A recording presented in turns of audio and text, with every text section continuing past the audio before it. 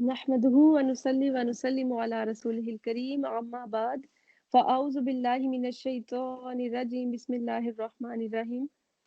10th پارہ سورۃ التوبہ آیت نمبر 19 اجعلتم کیا بنا لیا تم نے سقایا پانی پلانا سین قاف یا سے ہے الحاجی حاجیوں کو و عمارت اور آباد کرنا المسجد الحرام مسجد حرام کو کمن ماند اس شخص کے آمنا جو ایمان لایا باللہ اللہ پر والیوم الآخری اور آخرت پر وجاہدا اور اس نے جہاد کیا فی سبیل اللہ اللہ کے راستے میں لا نہیں یستوونا تین واو یا اس کا روٹ ہے لا یستوونا نہیں وہ برابر ہو سکتے عند اللہ اللہ کے نزدیک اللہ کے ہاں واللہ اور اللہ تعالیٰ لا یہدی نہیں ہدایت دیتا القوم الظالمین ظالم قوم کو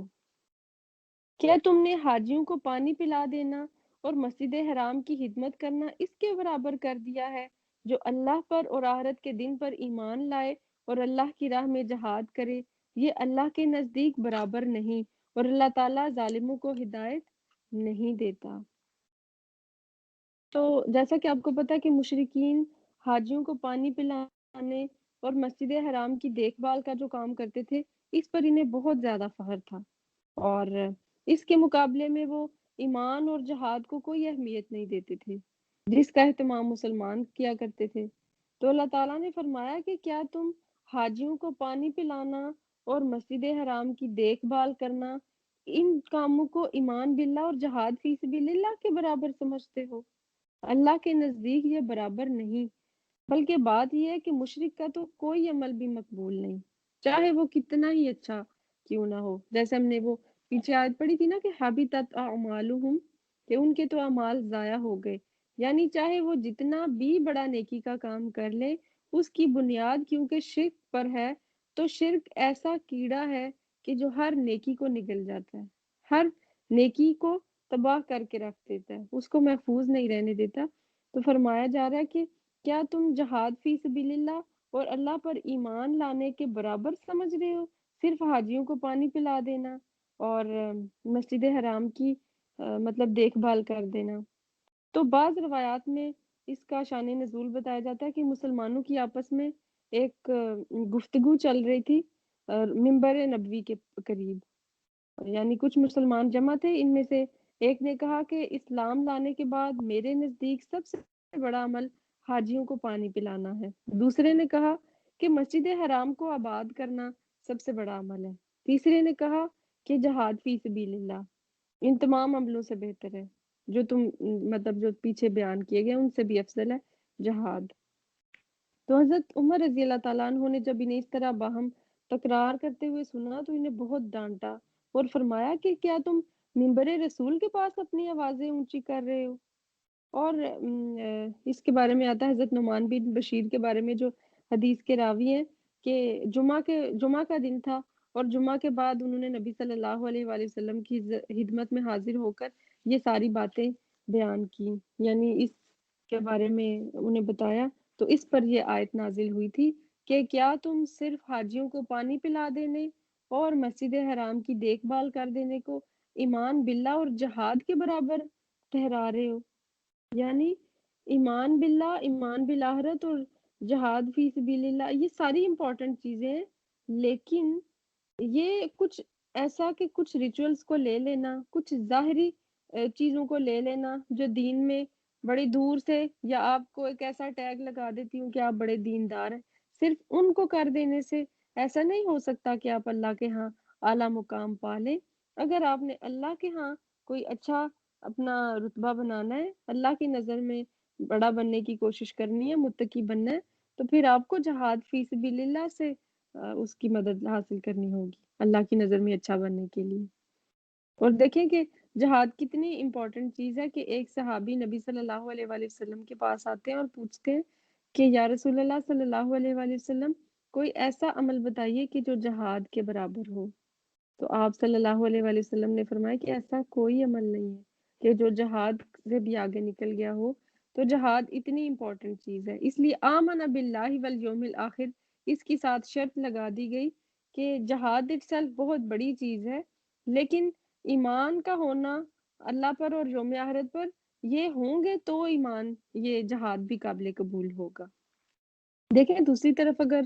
دیکھا جائے تو کافر بھی تو لڑ رہے ہیں، وہ بھی تو جہاد جدوجہد سے نکلا ہوا ہے نا، کوشش کرنے سے، کوشش تو وہ بھی کر رہے ہیں، لیکن اللہ کی دین کی خاطر، اللہ کی محبت میں،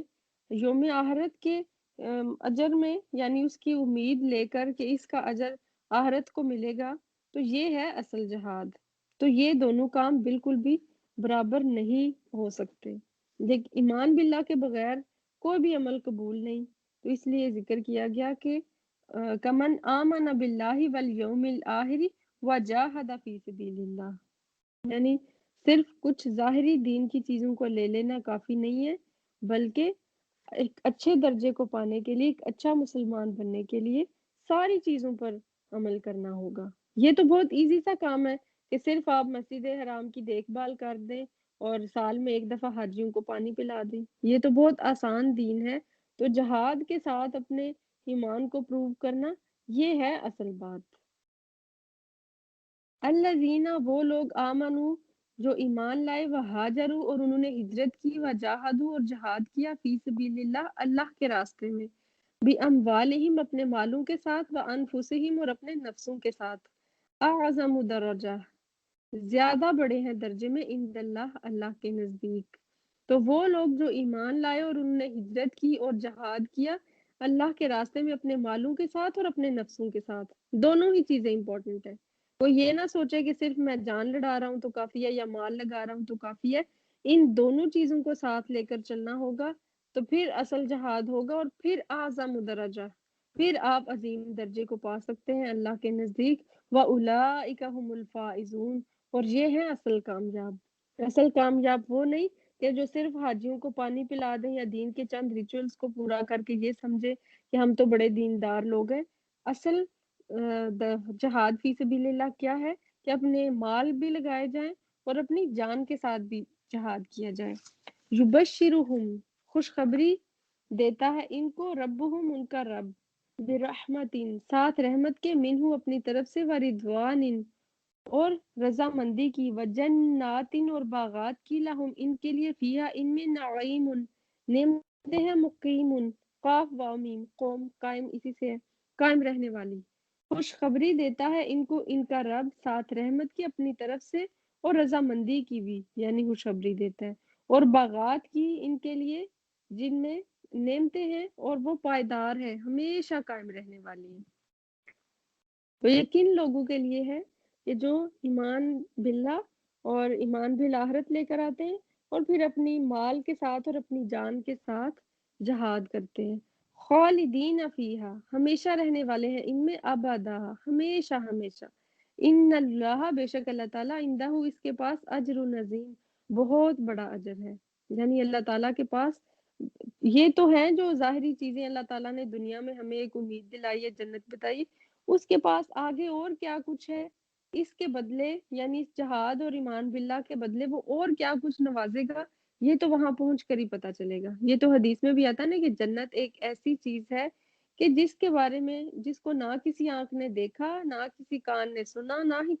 کسی دل میں اس کا خیال ہی گزرا، ایسی خوبصورت چیز ہے۔ تو ہم جتنا مرضی اس کو امیجن کر لیں، ہم اس لیول کو نہیں پہنچ سکتے۔ تو ان اللہ عندہ اجر عظیم، یعنی جو ہم نے عمل کیے اس کے برابر تو کیا، ان اعمال سے بھی زیادہ اللہ تعالیٰ ہمیں اجر دیتا ہے اگر ہماری نیت درست ہو تو۔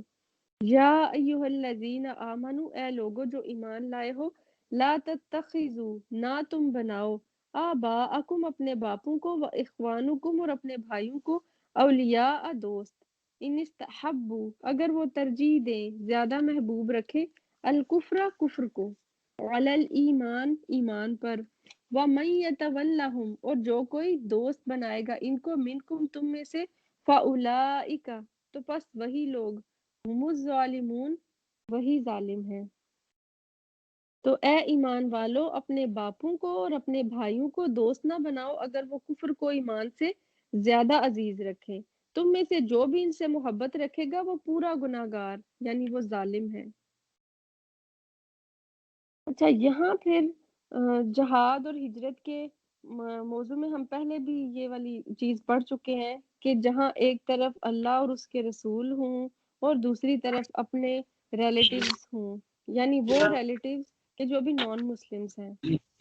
سبقہ میں آ رہی ہوں وہاں پہ چل جا. تو ایک طرف اگر اللہ اور اس کے رسول ہیں اور دوسری طرف یہ اپنے رشتہ دار ہیں، بے شک وہ کافر ہیں لیکن ان کو امپورٹنس نہیں دی جائے گی، اللہ اور اس کے رسول کو ان پر مقدم رکھا جائے گا. یعنی تم اللہ اور اس کے رسول کی محبت میں اپنے کلوز ریلیٹیوز کو تو چھوڑ دو، اگر وہ کفر کو ترجیح دے رہے ہیں، اگر وہ کافر ہیں تو ان کے ساتھ صلہ رحمی کرنے میں تمہیں دلچسپی نہیں ہونی چاہیے، بلکہ تمہیں اللہ اور اس کے رسول کی رضامندی زیادہ مقدم ہونی چاہیے. یعنی اگر خونی رشتے اور اللہ کی محبت آپس میں ایک دوسرے سے ٹکرا رہی ہوں تو تمہیں اللہ کی محبت کو چوز کرنا ہے، اللہ اور اس کے رسول کو راضی کرنا ہے. ایسے لوگوں کو کہ جو کفر کو ایمان پر زیادہ عزیز رکھے تو تمہیں کوئی حق نہیں پہنچتا کہ تم ان سے محبت رکھو. گویا وہ لوگ کہ جو ایمان لے آئے اور عمل صالح کر رہے ہیں وہ اب تمہارے زیادہ قریبی دینی بھائی ہیں بنسبت ان لوگوں کے کہ جو ہیں تو تمہارے بلڈ ریلیشن میں لیکن وہ ابھی تک کفر پہ قائم ہے. تو ان کا کفر اس چیز پر تمہیں آمادہ کرے کہ تم ان کو پیچھے چھوڑ کر اللہ اور اس کے رسول کو راضی کرو. بات کی سمجھ آ رہی ہے نا؟ کہ یعنی جہاد اور ہجرت میں تمہارے لیے تمہارے باپوں اور بھائیوں وغیرہ کی محبت آڑے نہ آئے. یعنی ایسا نہ ہو کہ کافروں سے اگر جنگ لڑنی پڑے تو آگے تمہارے بھائی اور بیٹے ہوں اور یہ سوچ کر تم میدان جنگ سے بھاگ نکلو کہ میں اب اپنے ہی خون کے رشتوں کو کیسے ماروں. اگر وہ ابھی تک کافر ہیں تو پھر وہ تمہارے دوست نہیں ہو سکتے بلکہ وہ تو تمہارے دشمن ہیں.